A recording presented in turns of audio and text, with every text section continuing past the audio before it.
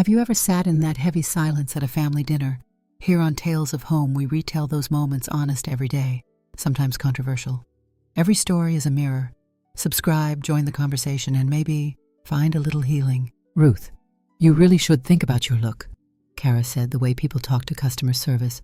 Pleasant enough to sting worse. It's not good for the family image. Good. The roast sat in the middle of my table like a centerpiece that had lost its nerve. Outside snow pressed its face to the dining room windows. Ethan pretended to reach for the green beans and missed them entirely. My look. I folded my napkin and laid it beside my plate. The linen was older than our marriage had been. Kara smiled with all her teeth. It's Christmas and there will be photos. My mom's friends follow Ethan now. Your hair, the lines just sang. We're going places. Ethan cleared his throat. She's not wrong, Mom. Instagram can be brutal. I felt the old teacher's posture fall into place, the one that kept a room of 8th graders from burning down a kitchen lab. I've lived in this face for 67 years, I said. It's never gotten me lost. The smoke alarm of a ringtone went off at Ethan's end of the table. He glanced at the screen and swiped without looking at me. Hey, Mark, can I call you? He winced and thumbed the speaker on by mistake. Ethan. His boss shouted over bar noise. Are you seeing this? The church clip with the lavender cookies. Your old lady neighbor Fortune is asking for a contact. They think she's your mother. Kara's fork stopped halfway to her mouth. What church clip? I pushed back my chair. It didn't scrape. I've never liked scenes. Dinner's on the stove if anyone wants seconds, I said, and stood tucking the chair in the way my grandmother taught me.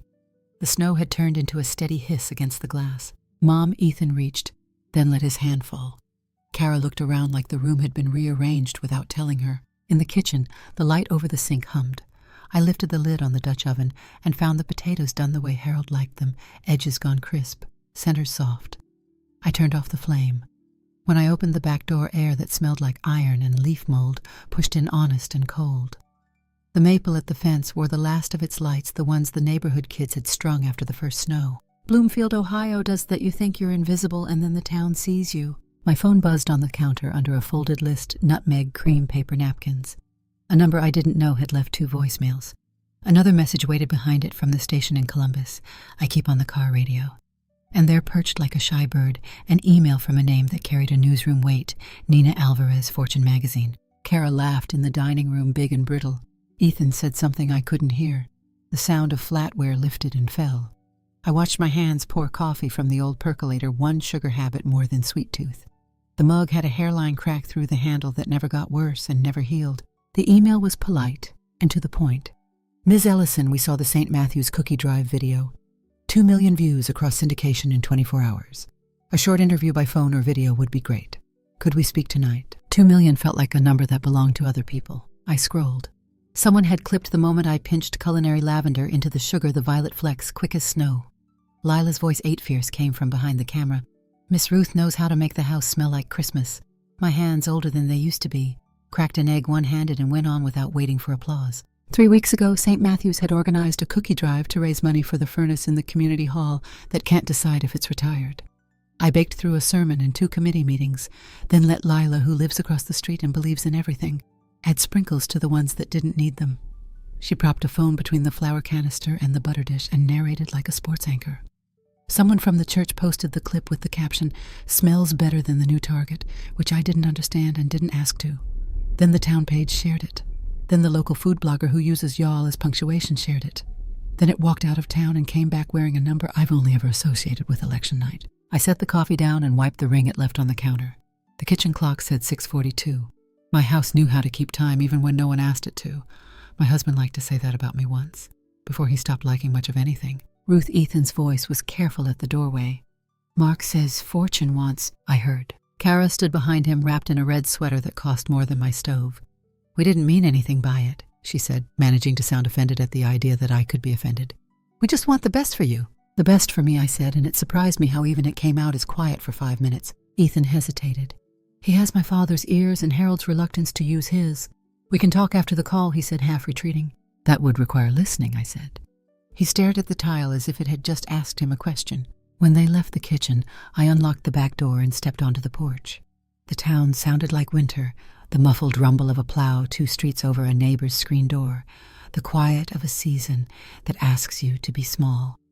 My herb bed under the eaves was asleep under straw and mesh, but if you pressed 2 fingers into it the way I do, you could find the stems and the memory of something that would be green again. People think lavender is showy all scent and no muscle. The good kind, the hardy kind, grows through what's handed to it. The second voicemail had a familiar voice from the public radio station. The first, a woman with newsroom diction and a smile folded into her sentences.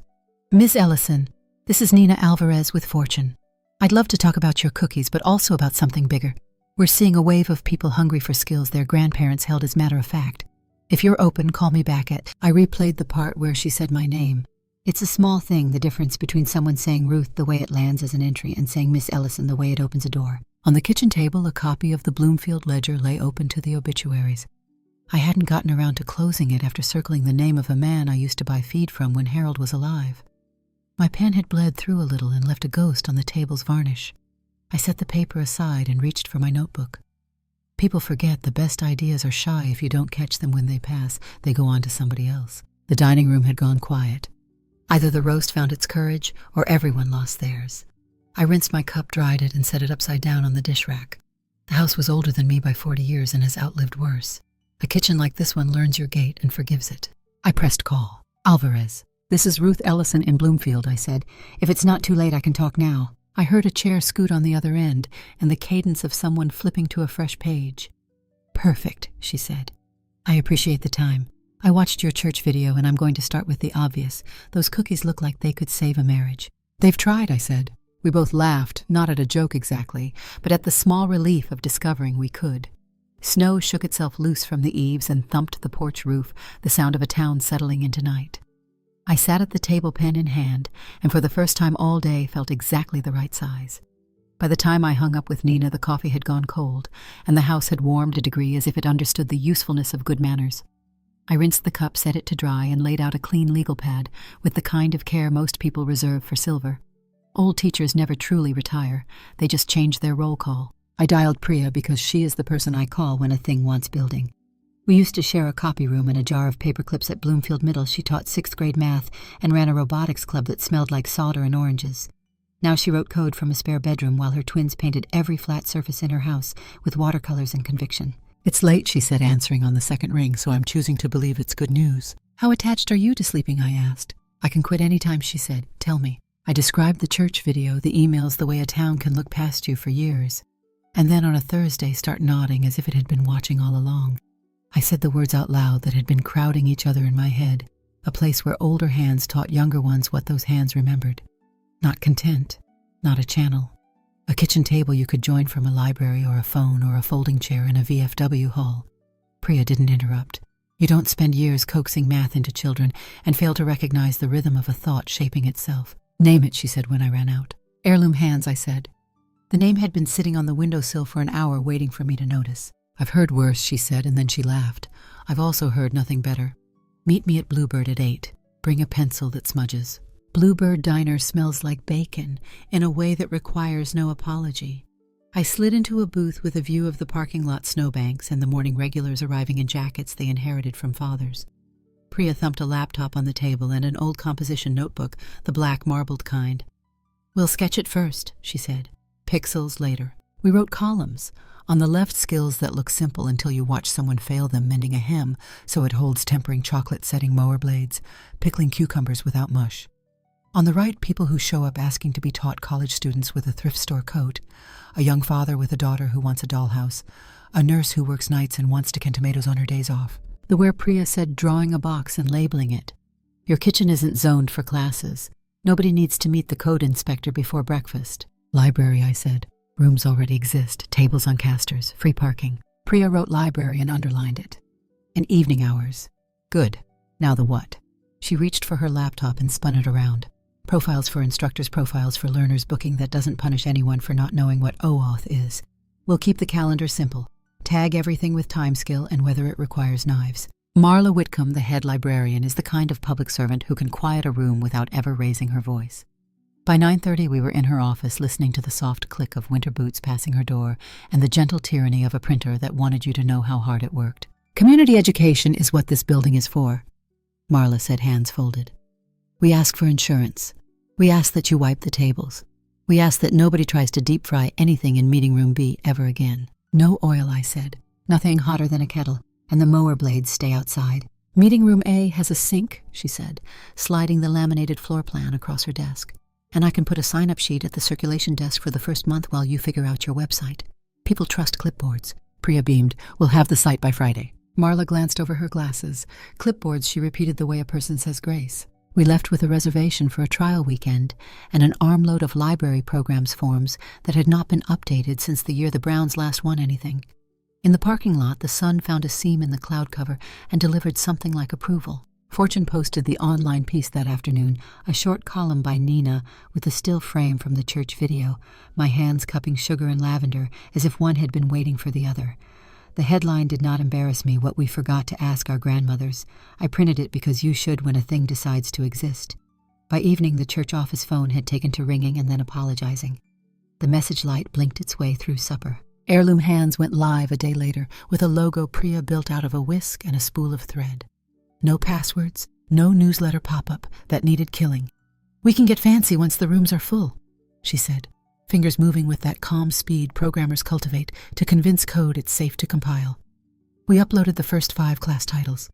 I wrote them like I write recipes on index cards, direct patient, uninterested in what anyone thinks is trendy. Sugar cookies, no secrets. Pickles that stay crisp. Mending for people who hate sewing. Sharpening a lawnmower without bleeding. Apple butter the slow way. Marla printed the flyers and hung them on the corkboard between tutoring for GED and Lost Cat Black friendly answers to Janet. On Friday evening, the library's meeting room smelled like vinegar and promises. 4 people arrived for pickles, a high schooler in a marching band hoodie, a retiree who said he'd done this in '72 and wanted to remember a woman with sleeve tattoos of climbing roses, and a man who right-lined from work and set his phone face down like it might bite. I showed them my grandmother's dill, the coarse salt that doesn't turn brine cloudy, the way you snap a cucumber with your thumbs and listen for the right type of crack. The band kid took notes like biology. The retiree brought a quart jar from his garage with a lid that might have known a different life. The woman with roses asked if she could add garlic. I said you can add anything that keeps its shape. We worked in the white light of meeting room A, the burble of the aquarium in the children's section rising and falling as if it were judging our technique. On Saturday morning, sugar cookies filled. We moved tables to make room for elbows. Lila arrived with a friend and precise questions about the size of the butter cubes. A college kid in an OSU sweatshirt confessed to burning every batch she'd ever tried.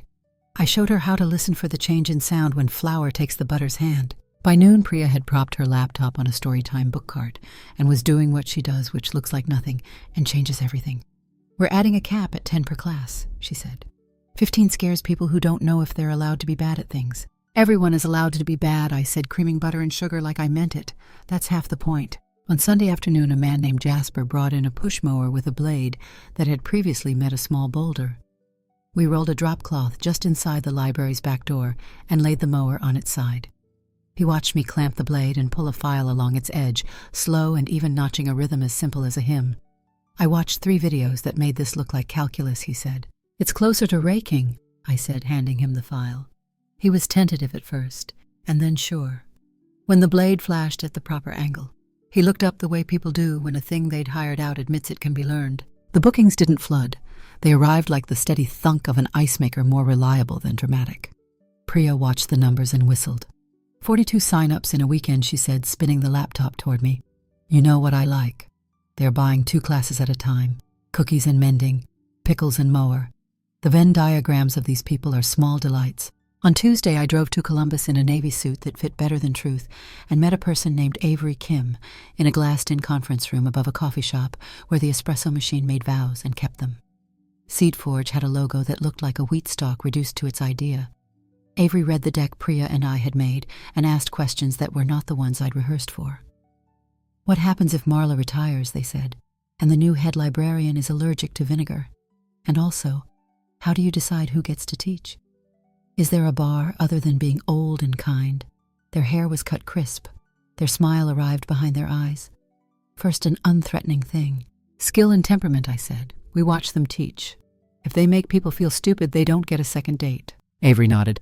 And what do the learners pay? Whatever makes them show up without having to sell anything they love, I said. 25 to 75, depending on what knives are involved. Priya clicked to a slide that showed a calendar with dots and an explanation of dots that did not sound like math, but was. "We can turn a Saturday into a festival without changing venues," she said. "Library, church, hall, farmers market. We are not a screen that replaces a person. We are a screen that hands you to a person." Avery leaned back. "I like your impatience," they said. "It reads as confidence." "I'm 67, I said. "It reads as knees." The offer came by email that evening, $250,000 in exchange for 20%, and a board seat that didn't need to breathe down anybody's neck. I printed that too. Priya high-fived me in my kitchen and knocked over my measuring cup. We both let it fall because some things break nicely. Marla's staff began signing up for classes they had no time for, which is how 2 circulation clerks learned to bind the spine of a cookbook, and a teenager who shelved biographies discovered the art of rolling pasta without swearing. The library kept humming because libraries do. And in the meetings room, our people kept showing up with jars and socks, and the kind of patience that writes itself across a face over time. A morning show called from Columbus. I drove down before dawn on blacktop that glittered in patches and sat under lights that wanted to be suns. The host wore a tie like a flag of a small country and asked me how to get a good cookie edge without crisping the middle. I told him to chill the dough to make a log and let it rest to use parchment, because parchment makes a person brave.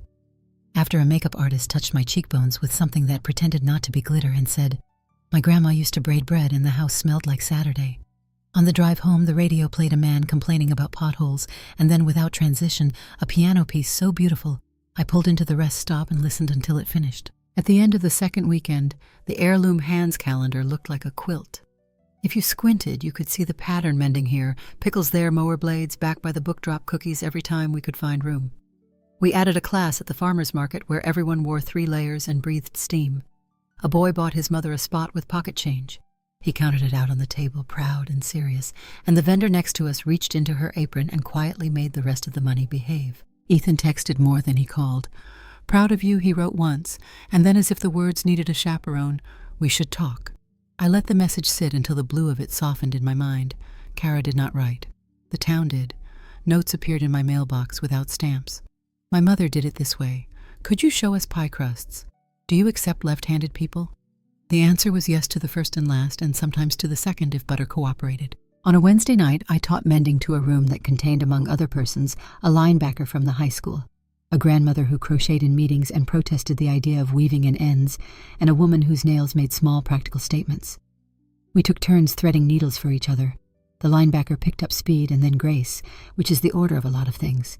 When he closed a hole in his sweatshirt pocket and nobody could find the seam, he looked up, surprised and delighted. In that way, people allow themselves in public, only if the skill is humble and the witnesses are kind. After class, Marla locked the meeting room, and we stood together in the dark foyer where the book drop yawns like a friendly mouth. "I like what's happening here," she said softly, as if a louder voice might scare it. "Keep your insurance current. Keep the pickles legal." "I will," I said. Snow stuttered down outside the glass doors. In the reflection, I looked like myself. The good lights let you. When I got home, the porch light had gathered moths and one brave June bug that had lost the memo about seasons. The kitchen still held the clean scent of vinegar and starch and the ghost of sugar. Priya texted me a screenshot of the dashboard bookings, stacked up like jars on a pantry shelf. I set the phone on the table, opened a spiral notebook, and wrote a list of names instructors we'd met. Instructors we hoped to meet the ones the town would send if we held the door long enough. The house settled. The clock in the hall kept time the way it always had. A baking sheet cooled on the stove with the last of a test batch edges golden centers responsible. I broke one and listened for the sound the crumb makes when it agrees with you. Then I sat with a pen in the quiet and let the work find its shape. By Thursday, the calendar looked like a good quilt. No idle squares, just patterns you only notice when you step back. I'd settled into a rhythm: prep in the morning, teach in the afternoon, write names on index cards at night. The house kept time, and I kept up with it. Priya called at 7:12 a.m. "You sitting down? I can be?" I set the whisk on a tea towel. "Don't put your coffee near your keyboard," she said, and texted a link. The site loaded fast in smug wisdom exchange, a banner with an owl in spectacles perched on a spool of thread. Their tagline reached for familiarity and landed on theft, learn traditional skills from experienced hands. The layout was a mirror with better lighting. Class tiles, cookies without tears, pickles that pop, mending for real people, wore our clothes with slightly different hems. "They scraped our public pages," Priya said. "Nothing illegal about noticing what we offer and offering it shinier." Their footer says a Borealis Group company. A sourness rose in my throat that had nothing to do with vinegar. I clicked instructors. Faces I knew, Mr. Dugan with his belt sander, Mrs. Dwyer, who quilts like other people pray, smiled out from new biographies that sounded like a cheerful cousin describing you wrong. A badge promised health stipends and onboarding support. A button said, "Apply confident as a salesman in a good suit." "Do we panic?" I asked. "We document," Priya said, "and we teach class at 10. At the library, Marla was taping a no deep frying sign to meeting room B with the kind of delicacies some people reserve for baptisms. "I saw the Borealis press release," she said, eyes crinkling. "My inbox thinks I subscribe to business news now. We're fine here," she added lower. "Our rooms, our rules. You keep the pickles legal. I'll keep the lights on." "Deal," I said. I carried in a box of cotton socks with holes in the heels and a brown bag of apples that needed attention. Before lunch, my phone buzzed with a message from Mrs. Dwyer. They offered $300 a session and a signing bonus. I'm tired of saying no to my furnace bill. I typed and deleted 3 replies and settled on, "You've earned heat. I'll put your name on my list for when you're ready to teach here again." The dots blinked for a while. "Then you're kind to say so." The first legal letter arrived the next day by certified mail green card, clipped to the envelope like a warning. Borealis Group Legal Affairs wanted us to cease and desist from using a confusingly similar trade dress and refrain from implying exclusivity in the market for traditional skill instruction. It read like a person who enjoyed commas more than cookies. I set it on the counter and weighed the corners with salt and flour so it would stop curling up at me. A different envelope, white officious, came from the Department of Building and Zoning town of Bloomfield. It reminded me that assembly for instruction in a private dwelling may require a permit and that prior complaints had been received. Complaints plural for classes I'd already moved to the library because I'd been raised to keep other people's walls safe. Marla read both letters at her desk while the printer muttered. "They can't touch us here," she said, tapping the zoning notice unless somebody boils oil, at which point I'll personally remove the pot. "But anything in a garage or a back porch is going to make the inspector twitchy." "We'll keep it public," I said, and documented, Priya added, appearing behind me like a helpful ghost. "I've been printing class rosters. Clipboards are the blockchain of small towns." That afternoon, a reporter from the Bloomfield paper called, asking whether our instructors had food handling certificates. I gave her a list: gloves, bleach bottles, hand washing, like we meant it. I could hear her typing the staccato of a story, trying to be fair. By evening, another site posted a piece with the headline, "Is Heirloom Hands Cutting Corners?" And the photo was a screen grab of my flour-dusted counter, cropped to look reckless. I stood at the sink and felt something old and familiar, anger, rearranging itself into resolve, the way I used to when a parent insisted a failing grade was a personality attack. I washed the bowl until it squeaked, dried it, and set it in its place. Nina called just before 9. "Ruth, I need to fact-check 2 items. Off the record, I'm seeing internal emails at Borealis that use language you won't enjoy." "I don't have room to enjoy much this week," I said. "The phrase geriatric competition appears," she said, voice flat as a ruler. "Also, eliminate the grandmother problem by Q2s. I'm asking for comment. You can give me 1 sentence or none." I looked at my hands. "Write that we believe skill isn't a trademark and community isn't a product line." "That's better than I expected on a first take," she said. "Check your inbox in an hour." The story went live before I had finished scrubbing the stove grates. Nina had written it like a person who remembered where their grandparents kept the good scissors. Screenshots of emails laid out the contempt line by line. Quotes from instructors who'd been pressured to sign before Friday painted the rest. Borealis issued a statement that used values and innovation and partnership the way some people use parsley, sprinkling it to hide the taste of something else. In the morning, Lila's mother left a casserole on my porch with a note that said, "Call if you need rides." The mail carrier slipped a folded card through the slot with a scribble from the retiree who'd pickled with me the first weekend. "They can't can my memories."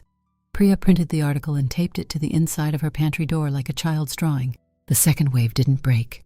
It seeped. Instructors I loved called to say they were taking a month off to see how things go.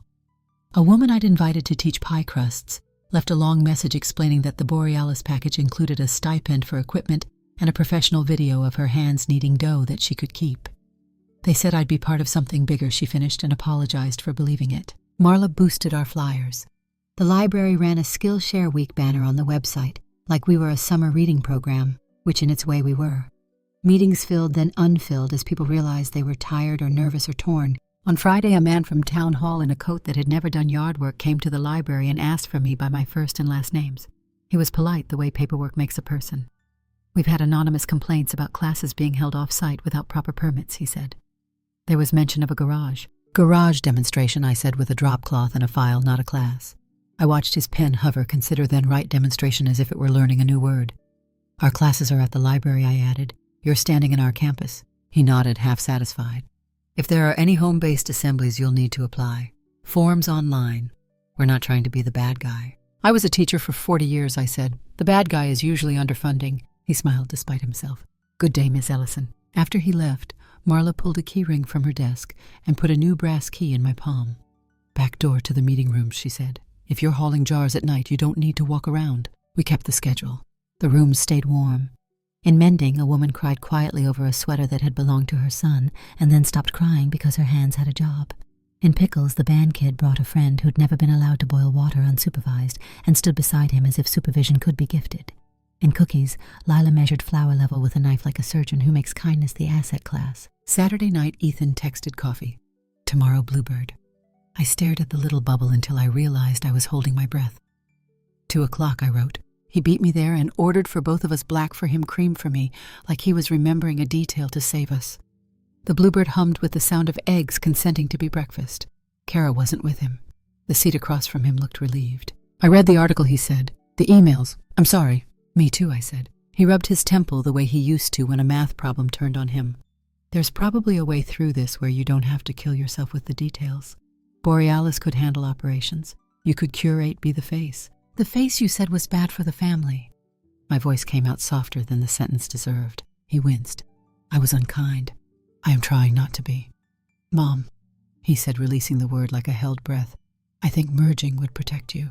From what I asked, from teaching people to make what they need. He took a card case from his pocket and slid it across the table as if it were his driver's license, and I were a cop.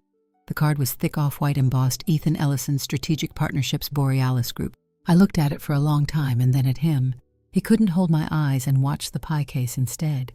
It's contract, he said quickly. Short term. Good money. Health insurance. I thought I could advocate for you from the inside. Broker something sensible. Sensible for whom? For everyone, he said too fast. The coffee had gone cool without either of us noticing. I slid the card back. You should have told me, I said. Not because I would have stopped you. Because you're my son. His mouth made a shape like agreement and then forgot it. I wanted to be the one who brought you a solution. I do solutions, I said. I've been doing them quietly for a while. He swallowed. If I resign, it doesn't fix the week. If I stay, maybe I can soften it. You're asking my permission, I said. You don't need it. He nodded like a man who thought nodding might conjure grace and didn't want to ask for it. We sat without speaking for a minute.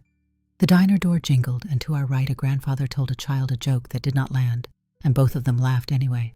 I'm sorry, he said again, smaller. I know, I said. Pay the bill. When I got home, I took the certified envelope from under the salt and read it again end to end, as if adjusting my eyes to a light I didn't want. I put it back where it had been the salt doing its quiet job of keeping things steady. For 2 days I did the bare work, answered what could not be ignored, cooked what could not be wasted, taught classes with the kind of professionalism that looks like ease. Sleep arrived in squares of 90 minutes and then surrendered me to the clock. The house breathed with me and against me like a long marriage. On the 3rd morning, Priya let herself in with the key I had given her for emergencies that didn't introduce themselves as such. She had soup in a mason jar and eyes that had decided to be kind before they had the facts. You look like someone switched you to decaf without telling you, she said, setting the jar on the stove and turning the knob as if my kitchen had always belonged to her a little. Borealis is bigger than my pep talks, I said. Of course they are, she said. We don't outrun a horse by wishing. Steam rose. The kitchen filled with the smell of chicken and dill. She ladled and slid a bowl toward me, then sat across with her own. We ate the kind of eating that remembers families and forgives them. Let me say a sentence, she said finally. If you hate it, we'll pretend I didn't. Say it. Make it a cooperative, she said. Not a brand you hold alone. A thing the instructors own with you. Put the keys in many hands. The clock ticked. Outside, snow set itself down in a new way on the same ground. I set my spoon down and listened to the quiet that follows a sentence that knows itself. The soup steadied me. Priya waited without hurry, spoon paused above her bowl, the way you hold a door and let someone choose whether they'll come through. A cooperative, I said, tasting the word. Not my name on a check, everybody's name on a clipboard. She slid her notebook toward me. 1 page, no poetry. Dues that don't scare anyone, a kindness clause you actually enforce. We wrote at the table where so many recipe cards had been born. Heirloom co-op, charter draft. Each instructor a member with a vote. 5% of every class into a shared pot for supplies and room fees. Rotating stewards who set the calendar and scrub the tables when they need scrubbing. No scripts, no shaming. Teach like you were taught by someone who wanted to see you again. Keep it legible, Priya said, drawing a square around kindness is required. Bylaws don't belong on a mountain. Marla read the draft in the library office with her glasses low and her eyebrows higher. You brought me a cooperative, she said. It's been years since this town did one of those without arguing about grain. She found a stamp in a drawer and inked approved across our room requests, with the satisfaction of a person who enjoys paper behaving. I can list you as a partner on our program calendar, she added. Government buildings host a lot of democracy when you let them. We announced the co-op with tape and coffee. Lila drew a sign for the check-in table with block letters and a lavender sprig because she loves symbolism even when she doesn't admit it. The meeting was at the VFW hall, where the flags hang in the good light, and the coffee maker has outlasted 3 commanders. I'd called everyone I could think of and told them the truth. If you want this to belong to you, come get some of it. They came Mr. Dugan with sawdust still wedded to his cuffs. Mrs. Dwyer in a denim shirt that had known 1,000 pins, Elena with her tote of chilies and a smile like a welcome mat. A few who had signed with Borealis drifted in and stood in the back, not hiding, not announcing themselves. I handed out index cards and asked for names, and the first thing they remembered learning with their hands. The answers landed soft and clear. Fishing knots pie crimp, setting a sleeve, soldering a radio, the seam where 2 boards agree. We're not here to plan a revolution, I said. We're here to put our names under a thing that works. Avery called from Columbus halfway through the sign-in line. I read the co-op draft, they said. You're not asking permission. You're telling me where the capital plugs in. That's right. I can live with a revenue share and a board seat that looks like a folding chair, they said. Money is a tool. I prefer it not to think it owns the garage. I looked at the room, jackets on chairbacks, coffee cups, sweating rings into folding tables, a dozen different kinds of expertise shifting weight from foot to foot. Then we're good, I said. We passed a kitchen timer clockwise as a speaking stick and kept comments to its ring. No speeches, no grievances longer than the patience of a minute. People signed the charter with pens that had lived in junk drawers and glove compartments and apron pockets and were glad to be useful. When Mrs. Dwyer came up, she held my eye. My furnace went out in February, she said softly. Borealis wrote a check before the ink was dry on my signature. I understand what that meant.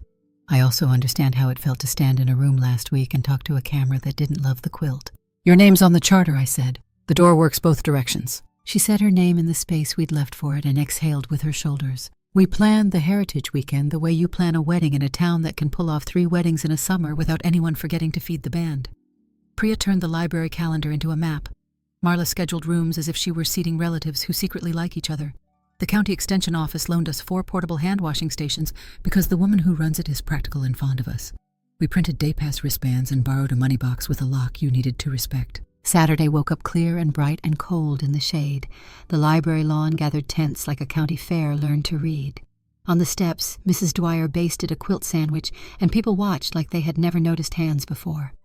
In meeting room A, the pickling class sounded like a creek jar's, rinsed lids set laughter running past obstacles. Out back, Mr. Dugan clamped a board and showed a circle of teenagers how an angle finds its line if you let your body teach it. Lila wore a volunteer badge and a ribbon in her hair that matched nothing.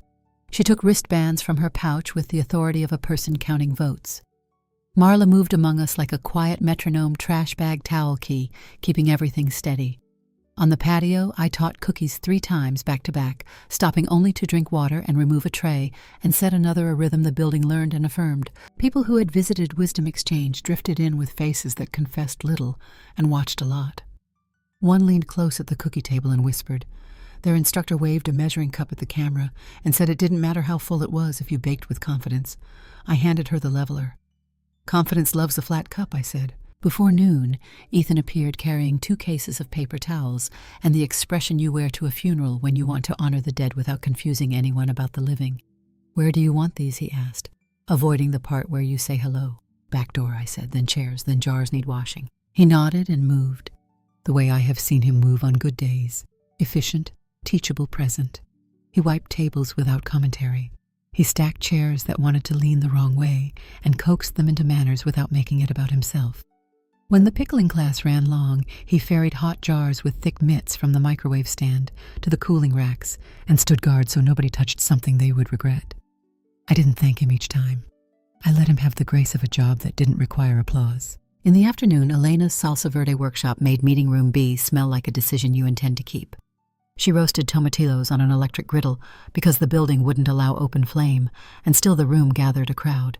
She told the story of her mother's garden in Zacatecas and a frost that took the first planting, and the way her father carried blankets to the rose at midnight because his hands believed in second chances.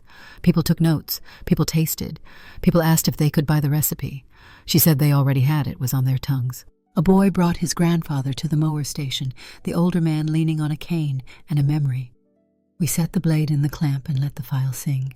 The boy copied the motion and looked at the edge the way you look at a horizon and understand you can get there if you keep walking. At 4, the library staff brewed coffee strong enough to apologize, and we counted the day's take with the cash box lid propped on a cookie sheet. The numbers stacked politely.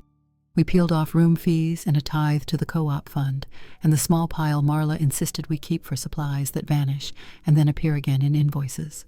No one took home the kind of money you frame, but everyone left with bills folded in a pocket and a list of names in other people's handwriting. Sometime between the second and third cookie sessions, a woman I didn't know stopped at my table and placed a hand over the recipe card with the lightness of a blessing.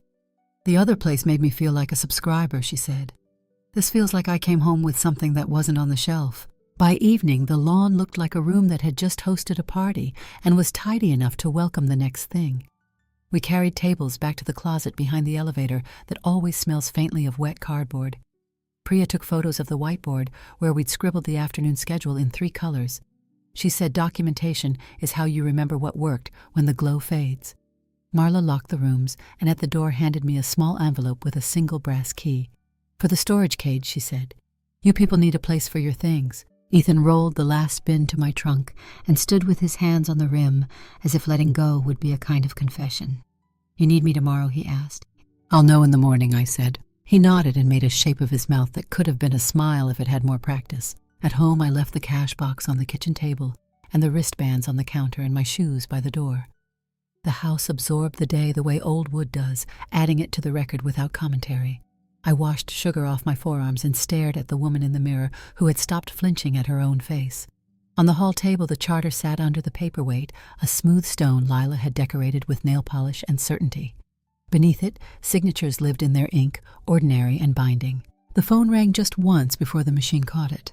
A voice I recognized from interviews cleared its throat. "Ms. Ellison, this is Colin Mercer at Borealis Group. I believe we should meet. I'm available Monday morning." I picked up the receiver, pressed the button, and spoke like a person who knows the use of a calendar and a boundary. "Mr. Mercer, I said if you'd like to talk, you can come to my house at 10. Bring whoever you need to understand what you're looking at." At 9:58, the house had that ready quiet. I like a tray of cookies, cooling the good mugs, lined like soldiers, the radiator ticking a small hymn. I opened the front door before the bell could perform. Colin Mercer stood on my stoop with 2 lawyers who looked born in suits. Nina arrived a half step behind them, notebook already open, pencil already busy. "In here," I said, and led them past the hall table where the co-op charter lay under Lila's painted stone. We sat in the room that holds our winters. I poured coffee. The lawyers declined cookies as if politeness were fattening. Mercer took one and didn't pretend it was anything but good. Nina set a small recorder beside her pad. "With your permission," she said. "You have it," I said. Mercer nodded the way a man nods when his options have been briefed to him by people who know what ink can do. I put a stack on the coffee table, printouts of class rosters, the zoning letter with its curls pressed flat by a salt tin screenshots of his emails with the parts highlighted that forgot to be careful, and photos from Heritage Weekend hands, not logos. "Here's what's true," I said and counted on my fingers so I wouldn't wander. "We teach people things they need. You copied the window dressing and called it invention. You sent letters to frighten a kitchen. You hired our neighbors and told them a camera was a classroom." One lawyer cleared his throat. "Ms. Ellison, our client." "Mr. Mercer," I said without looking at the lawyer. "Here are the terms I can live with." I slid a single page across typed, double-spaced margins, honest. "Shut down Wisdom Exchange within 10 business days. Withdraw your legal complaints and acknowledge in writing that community instruction is not proprietary. Release every instructor from exclusivity and any claim over their recorded material. Issue a public apology that uses the words age and respect in that order. Endow a local fund administered by the library, not by you, called Hands That Teach. $50,000 to start. No branding, no plaque." The second lawyer leaned forward. "Those numbers are small," I said. "So is this house, and it fits more than you think." Nina didn't smile. She wrote. Mercer tasted his coffee, considering. In that pause, you can hear if a man has ever sat in a school conference and had a teacher tell him what his son needs. He put the cup down and laced his fingers like a bridge. "We've invested significantly," he said. "Shutting down will carry costs." "So does staying open," Nina said, without looking up, and tapped the corner of the email that said, "Eliminate the grandmother problem by Q2. The recorder's red light watched him think. He breathed out through his nose, then glanced at the lawyers who did the calculus you do when the air in a room changes. "We will need to review language," he said finally. "But I understand your list." "You'll leave with paper," I said. "Marla is expecting your transfer at the circulation desk. They take checks." He almost smiled at the image of a librarian receiving a corporate apology. He reached for a pen. The lawyers murmured. We wrote. We crossed out 2 adjectives and 1 adverb that tried to make themselves important. We kept the nouns. Mercer signed a letter of intent with a careful hand and slid it back, then stood and held out his palm. It wasn't a deal, you frame. It was a door closing properly. When they were gone, the house felt bigger by the size of their absence. Nina capped her pen. "I'll file straight," she said. "No confetti." "Good," I said. At the door she hugged me the way reporters hug quick, competent human and left the smell of winter for me to keep. That evening, the co-op filled the VFW hall again. We put the terms on the bulletin board by the flag under the schedule for bingo. People read in silence, heads nodded. A few laughed at the library check. We passed the kitchen timer and kept speeches under a minute. The vote took less time than coffee takes to pour. Ethan arrived late carrying dish soap and a bag of clean rags. He stacked chairs without instruction. When the room was empty, he stayed hands on the last chair's back. "You'll need someone to return the hand wash stations," he said. "I can take the truck." "You can," I said. "And the jars to the basement. And the flyers to Marla in the morning. Wednesday you're on chairs. We'll see from there." He nodded relief and work sharing the same space in his face.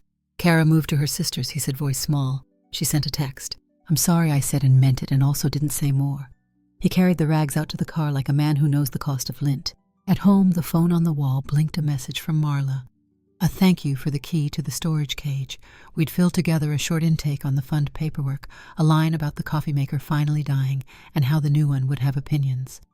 I set the receiver down and opened an envelope in a looped hand. Lila had written on notebook paper with a lavender sticker at the top, "Miss Ruth, I taught Maya to crack an egg with one hand. We didn't even get shells. I think your stone makes the paper brave." A drawing of a whisk marched in the corner, cheerful and wrong in its proportions.